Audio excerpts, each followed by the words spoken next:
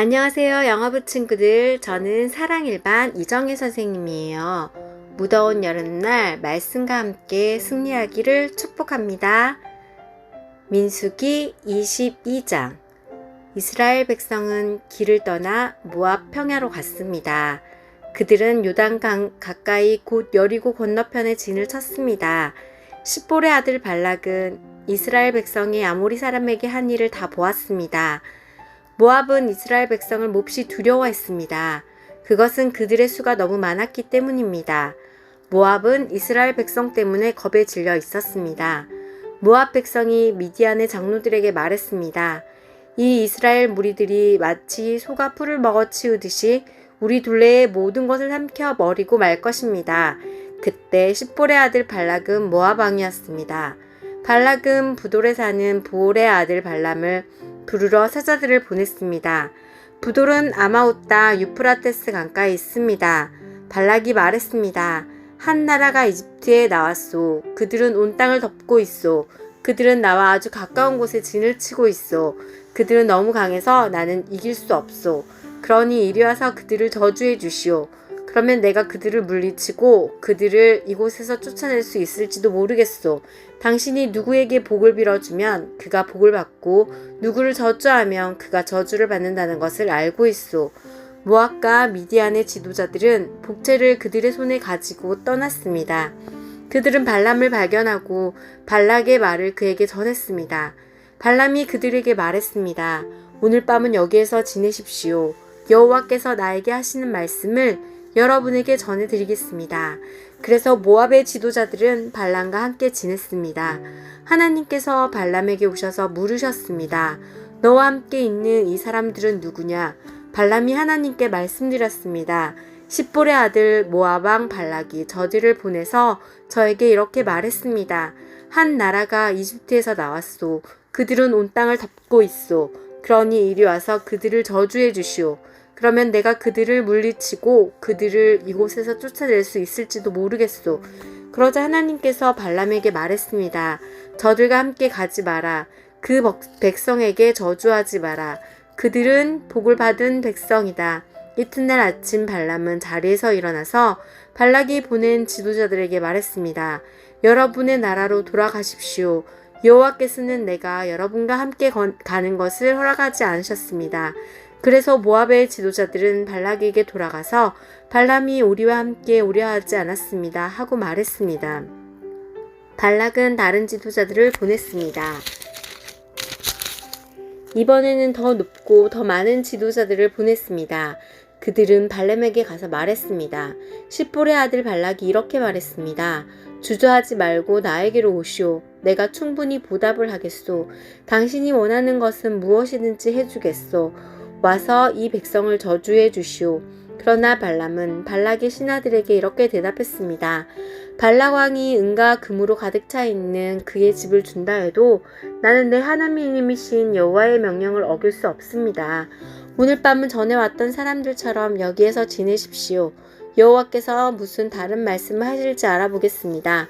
그날 밤 하나님께서 발람에게 오셔서 말씀하셨습니다. 이 사람들이 너를 부르러 왔다면 그들을 따라가거라. 그러나 오직 너는 내가 시키는 말만 하여라. 발람은 이튿날 아침에 일어나 나귀의 안장을 얹고 모압의 지도자들과 함께 길을 떠났습니다. 그러나 하나님께서는 발람이 길을 떠난 것 때문에 화가 나셨습니다. 여호와의 천사가 발람이 가는 길에 서서 발람을 가로막았습니다. 그때 발람은 나귀를 타고 있었습니다. 그리고 발람에게는 종 두 사람이 함께 있었습니다. 나귀는 여호와의 천사가 길을 막고 서 있는 모습을 보았습니다. 천사는 손에 칼을 들고 있었습니다. 나귀가 길을 벗어나 밖으로 들어가자 발람이 나귀를 때려 억지로 길로 들어서게 했습니다. 얼마 후에 여호와의 천사가 두 포도밭 사이에 있는 좁은 길을 가로막고 섰습니다. 길 양쪽에는 담이 있었습니다. 이번에도 나귀가 여호와의 천사를 보았습니다. 그래서 나귀는 담에 바짝 붙어서 걸었습니다. 그 때문에 발람의 발이 담에 다 걸켰습니다. 발람이 또 나귀를 때렸습니다. 여호와의 천사가 다시 앞으로 나가서 좁은 길을 가로막고 섰습니다. 너무 좁은 길이라 왼쪽으로도 오른쪽으로도 피할 수가 없었습니다. 나귀는 여호와의 천사를 보고 발람을 태운 채 주저앉았습니다. 발람은 너무 화가 나서 지팡이로 나귀를 후리쳤습니다. 그때 여호와께서 나귀의 입을 열게 하셨습니다. 나귀가 발람에게 말했습니다. 내가 무슨 일을 했기에 이렇게 3번씩이나 때리시는 겁니까? 발람이 나귀에게 대답했습니다. 그것은 네가 나를 놀잇감으로 만들었기 때문이다. 내가 칼을 가지고 있었다면 당장 너를 죽여버렸을 것이다. 그러자 나귀가 발람에게 말했습니다. 나는 주인님의 나귀입니다. 주인님은 오랫동안 나를 타셨습니다. 내가 언제 지금처럼 행동한 적이 있었습니까? 발람이 말을 했었습니다. 없었다. 그때 여호와께서 발람의 눈을 열어 천사를 보게 하셨습니다. 여호와의 천사가 칼을 빼들고 길에 서 있었습니다. 그 모습을 보고 발람은 땅에 엎드렸습니다. 여호와의 천사가 발람에게 물었습니다. 너는 왜 나귀를 3번이나 쳤느냐? 내가 하는 일이 악하기에 내가 너를 막으려고 여기에 온 것이다. 나귀가 나를 보고 나에게 3번 비켜섰다.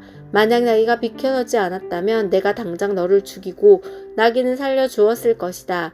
발람이 여호와의 천사에게 말했습니다. 제가 죄를 지었습니다. 저는 당신께서 제 길을 가로막고 계신 줄을 몰랐습니다.